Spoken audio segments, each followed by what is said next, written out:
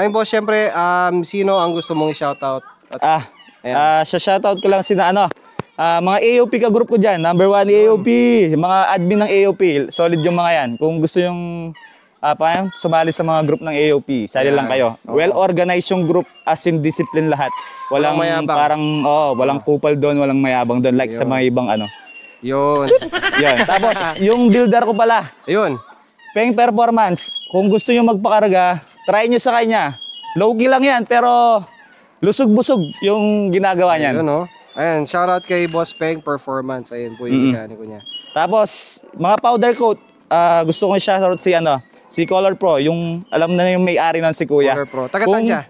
Guagua Santa Rita po. If ever na gusto nyo magpa-powder coat sa kanya, punta lang kayo sa kanya. Alam niya, bibigyan niya kayo ng discount. Sobrang mura lang nun. Tsaka quality. Ayun, quality gawa. Pwede.